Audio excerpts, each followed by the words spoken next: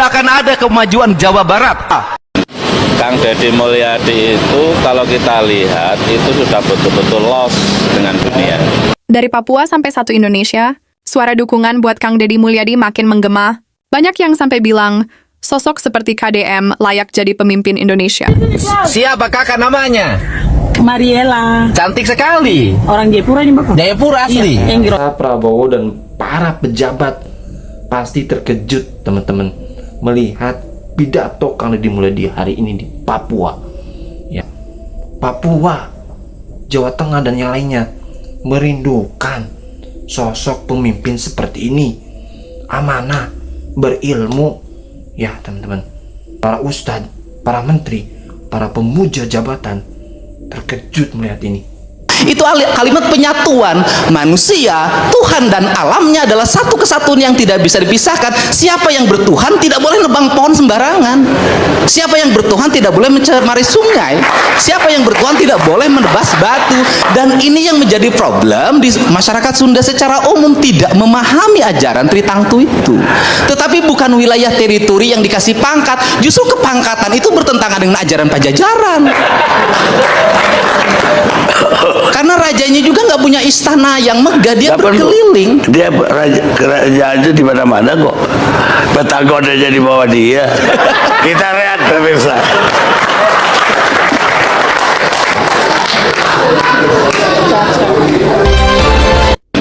Kang Deddy Mulyadi itu kalau kita lihat itu sudah betul-betul lost dengan dunia. Dunia itu kan identik dengan uangnya.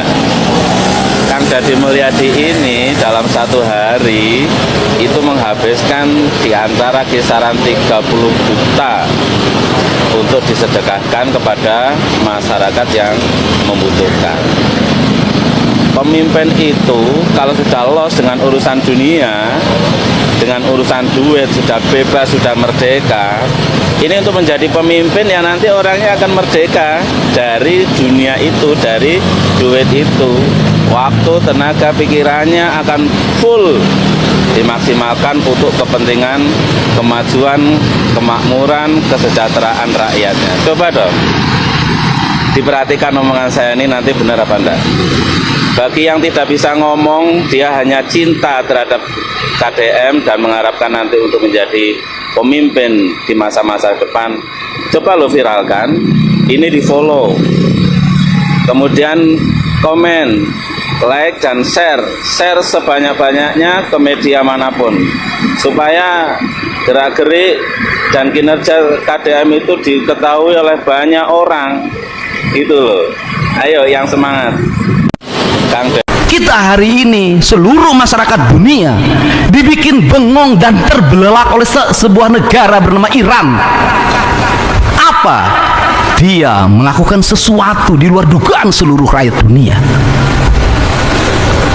Kekuatan perang yang bernilai triliunan, pesawat tempur, kapal, misil, dan semuanya rontok oleh barang-barang yang hanya ratusan juta. Tapi bukan urusan ratusan jutanya, tapi urusan apa? Satu, ini penting bagi orang Jawa Barat. Mereka bangga terhadap peradaban Persia. Dan dia sudah merasa kami sudah menjadi bangsa besar sejak 5.000 tahun yang lalu. Kami bangsa beradab sehingga tidak boleh ada satupun manusia yang menginjak-injak peradaban kami.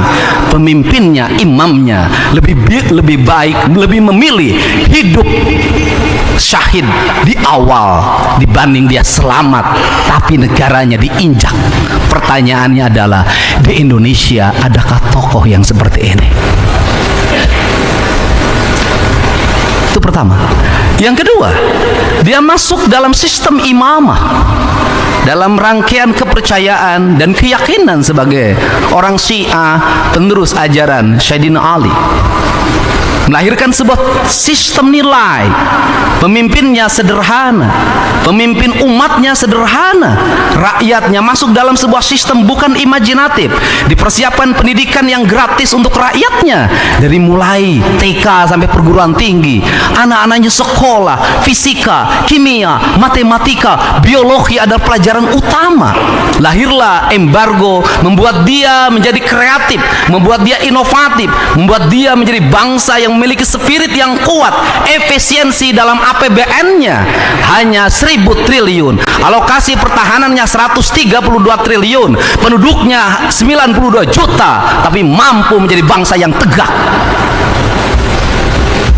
Apa maksud saya? Gak ada kemajuan Subang, tidak akan ada kemajuan Jawa Barat kalau apa? Cara berpikir kita semua normatif. Gubernur berpikirnya bagaimana terpilih lagi? Tidak akan bisa. ASN berpikirnya tukin tidak boleh berkurang. DPR berpikirnya pokir tidak boleh berkurang. Semua orang berpikir normatif, jabatan, kekuasaan, semua cari aman. Indonesia tidak akan merdeka kalau Bung Karno tidak cari aman. Indonesia tidak akan lahir tokoh-tokoh besar kalau semua orang cari aman. Kalau semua cari aman, berpikir hanya karir dan masa depan, saya tidak meyakini kita akan maju. Kenapa? Kita masuk pada wilayah normatif. Yang penting APBD-nya WTP. Persoalan WTP isinya apa? Lain belakang. Yang penting pertanggungjawabannya diterima, output dan outcome-nya. Yang penting pegawai negeri kelihatan oleh pimpinannya. Maka negeri ini tidak akan sampai puncak kemajuan. Kenapa? Tidak ada orang yang melakukan dialektika pengabdian sebagai abdi negara, sebagai bayangkari negara secara total pada negara kesatuan Republik Indonesia, pada provinsi Jawa Barat. Tidak akan pernah tercapai. Kenapa?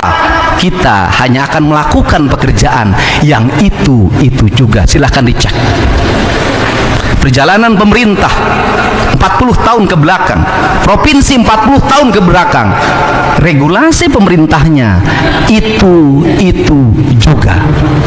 Kenapa? Tidak ada pembangunan yang visioner, berumbur panjang, membuat dialektika kebangsaan kemanusiaan dan menjadi satu sendi nilai yang melahirkan manusia unggul atau mau. Tidak ada. Dan kita akan terus tertinggal. Caranya bagaimana?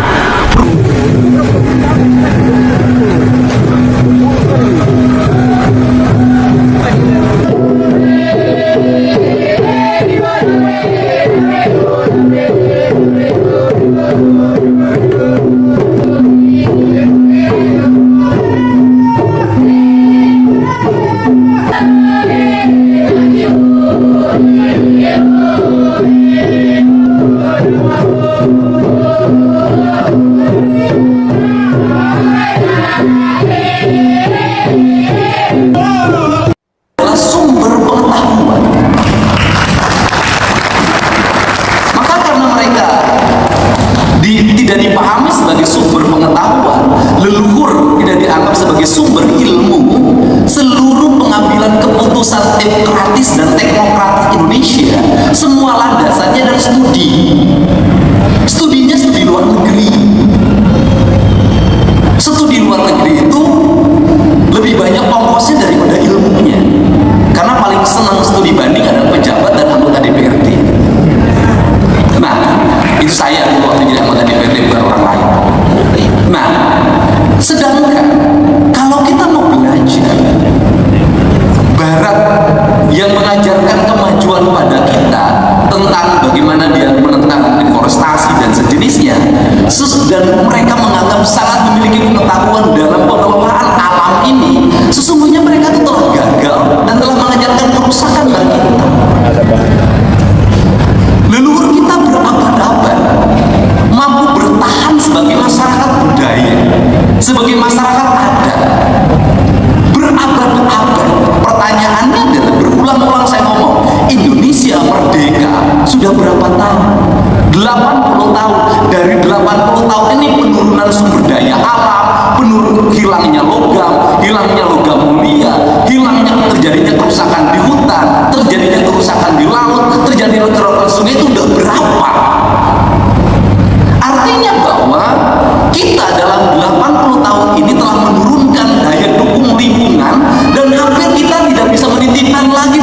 Pokoknya di luar dugaan teman-teman. Nah, Kang Deddy ini dapat undangan resmi buat ngisi acara di Papua. Bukannya langsung bangga dan langsung berangkat, Kang Deddy Mulyadi malah ngerasa heran sendiri. Dengan gaya khasnya Kang Deddy yang belak-belakan, dia bilang, saya nggak bisa apa-apa. Dia bingung ilmu apa yang mau disampaikan untuk masyarakat di sana. Perubahan mental, perubahan filosofi, perubahan ideologi kebangsaan, ideologi kejawabaratan, itu menjadi satu kesatuan. Sehingga ketika saya sangat mencintai Siliwangi, ketika saya ada mencintai Pajajaran, mencintai Sunda sebagai dialektika ideologi yang saya miliki, dan seringkali orang mengkafirkan itu, sesungguhnya apa? Ini adalah jalan terang menuju sebuah kemajuan. Tidak bisa kita tanpa memiliki dialektika itu melahirkan sistem nilai yang mengikat masyarakatnya menjadi masyarakat kokoh dan hebat. Tidak bisa. Dalam keindonesiaan, terlepas dari apapun, saya melihat ada beberapa ras yang memiliki dialektika kuat masyarakatnya, dan dia tumbuh menjadi orang-orang hebat di Indonesia. Sunda sebagai basic awal harus mau melakukan itu. Nah, kalau seperti itu, maka dialektikanya secara rohania, satu, kita terikat pada Allah, yang kedua, kita terikat pada Rasul, yang ketiga, kita terikat pada sahabat dan para wali. Tetapi dari sisi genetika, kita terikat pada leluhur kita yang disebut dengan karuhun. Ajaran karuhun di kita menjadi mistisisme. Di Korea, ajaran karuhun adalah konstitusi yang melahirkan negara yang berkonstitusi. Di Amerika, ajaran karuhun menjadi konstitusi. Di Inggris menjadi konstitusi. Di Jepang, sebagai seorang Shinto, menjadi konstitusi. Sehingga Jepang sampai 400 tahun ke depan tetap Jepang, Amerika tetap Amerika, Iran tetap Iran, Korea Selatan tetap Korea Selatan. Pertanyaannya adalah Indonesia, Jawa Barat, Subang 400 tahun ke depan seperti apa? Apakah identitas kita akan sama bertahannya sebagai orang Jepang, seperti orang Jepang? Tidak. Kita mengalami perubahan ideologi yang dalam setiap waktu mengikuti tren. Tren itu sangat dipengaruhi oleh aspek digital dan dipengaruhi oleh aspek politik, sehingga berhentinya kekuasaan, berhentinya tren media sosial, berhentinya tren yang bersifat global, itu juga meruntuhkan sendi kebudayaan itu. Kita berubah pada tren baru lagi, sehingga lagunya yang cocok bagi pembangunan kita adalah Jatuh Bangun.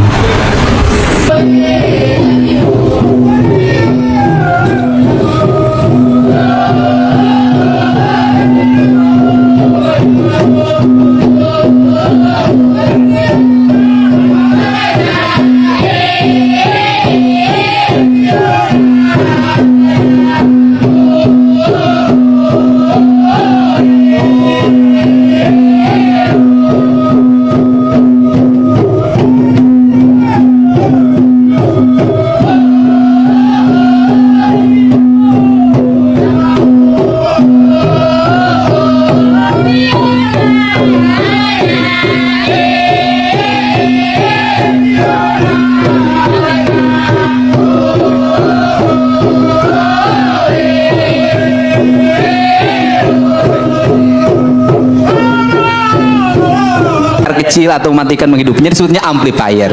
Jadi bukan hal yang baru bagi saya kalau yang ujungnya fire itu. Nah, tetapi yang paling penting adalah dalam sudut pandang saya, memang secara umum masyarakat Indonesia itu memiliki kegandrungan sejarah. Dia rindu sekali terhadap nilai-nilai masa lalu dan untuk diaplikasikan dalam masa kini. Tetapi yang menjadi problem adalah selalu menemukan guru yang salah. Nah, dalam perspektif ini saya melihat bahwa justru kita kalau kalangan birokrasi harus mengambil pembelajaran. Misalnya kasus Raja Sejagat itu, Raja Agung Sejagat itu, saya diskusi dengan teman-teman, justru yang saya diskusikan adalah tata nilai seninya. Misalnya rombongan helaran kata orang Sunda, atau kemudian di situ karyaannya atau rombongan pawainya itu cukup menarik. Pakaiannya cukup menarik, penataan upacaranya relatif apik, kemudian sampai ajudan rajanya juga hebat, pakaian rajanya juga bagus. Artinya apa yang harus diambil pelajaran? Bahwa birokrasi harus mencoba jangan kalah sama mereka. yang digajinya besar, kemudian bajunya tidak menarik. Itu birokrat dari Senin sampai Jumat itu. Upacaranya tidak menarik, tidak menjadi tontonan. Kenapa? Karena dalam birokrasi kita itu ada yang hilang, itu ruh kebangsaan. Kenapa ruh kebangsaannya hilang? Karena tatanya menjadi tata yang normatif, yang kaku, yang dibuat dalam tata aturan yang kaku itu melahirkan ketidakkreatifan, sehingga peningkatan tunjangan kinerja daerah dalam setiap tahun tidak mempengaruhi kinerja. Kenapa? Ruhnya hilang, ruh pengabdiannya. Kenapa? Nilai-nilai ikatan sejarah masa kini dengan masa lalunya hapus. Pengabdiannya menjadi tidak jelas. Arahnya pengabdiannya kemana? Sedangkan misalnya seorang raja walaupun palsu bisa membuat histeria para pengikutnya. Apa yang harus dilakukan oleh birokrat kita? Kenapa tidak meniru kecerdasan mereka? Kenapa tidak sekreatif mereka? Kenapa kepala dinas kebudayaan tidak sekreatif ratu yang tadi?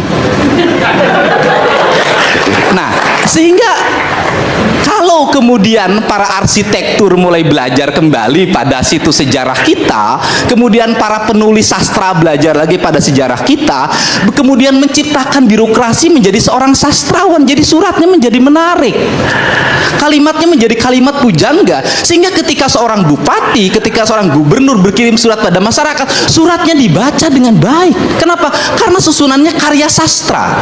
Kalau surat sekarang birokrasi pasti dimulai dengan kalimat, disampaikan dengan hormat, semuanya rata. Atau masih mending disampaikan dengan hormat, dipermaklumkan dengan hormat, menganggap rakyatnya itu orang gila. Ini kan problem kita. Sehingga karena ini problem kita, bagi saya ini kan karena Mas Sujiwo Tejo agak kurang produktif. Jadi jarang sekali membuat pertunjukan teater yang menarik, drama yang menarik. Masyarakat kita sudah kehabisan tontonan yang menarik dan berkualitas. Jadi muncullah tontonan yang ada di Jawa Tengah, di Projo, dan di Jawa Barat, di Bandung. Tinggal yang menjadi persoalan adalah kalau ingin jadi raja, menurut saya siapapun berhak untuk mendeklarasikan diri menjadi raja, asal punya syarat untuk menjadi seorang raja. Dia itu punya kekayaan yang cukup, punya pengetahuan yang luas, sehingga deklarasinya memakmurkan rakyat, membagi hartanya, bukan mengut iuran. Karena rakyat udah bosan dengan iuran dalam setiap bulan. Kan ini yang menjadi problem. Kalau sudah Assalamualaikum warahmatullahi wabarakatuh, teman-teman semua. Alhamdulillah tadi kita sudah mendengarkan ya pidato dari Gubernur Jawa Barat Kang Deddy Mulyadi yang luar biasa ya, Masya Allah. Dan Kang Deddy hari ini di Papua ya teman-teman, dan ya luar biasa tadi penyampaian pidato Kang Deddy membuat warga Papua terpukau, membuat warga Papua ya rindu sekali dengan pemimpin seperti ini ya teman-teman.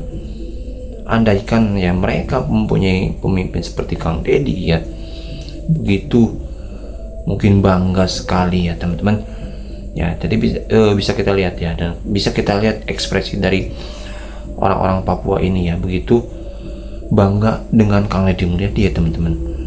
Ya harusnya kita pun sebagai warga Jawa Barat bangga ya, jangan sampai disia-siakan ada pemimpin seperti ini ya. Ya jujur kita juga rindu ya pemimpin seperti ini ya. Semoga kedepannya ada lagi muncul sosok-sosok Kang Deddy Mulyadi, sosok yang mana pemimpin yang amanah, yang adil seperti itu ya teman-teman ya. Itu yang diharapkan oleh kita semua. Dan ya tadi KDM ngaji luar biasa teman-teman, pidato Kang Deddy begitu luar biasa, banyak sekali ilmu-ilmu yang didapat ya, yang dicerna seperti itu ya teman-teman. Ya kita doakan Kang Deddy Mulyadi sehat selalu, dan semoga terus ya semangat, gairah semangat dalam berbuat kebaikan, dalam berbagi ya teman-teman. Karena ya tegaknya dunia ini ya satu ya oleh orang kaya yang mana ya menginfakkan hartanya ya teman-teman, seperti itu ya. Dan oleh orang-orang miskin yang mana selalu berdoa ya dengan keikhlasan ya teman-teman ya, seperti itu. Oke, itu dia video kali ini. Terima kasih, semoga bermanfaat. Sampai jumpa di video. Assalamualaikum warahmatullahi wabarakatuh.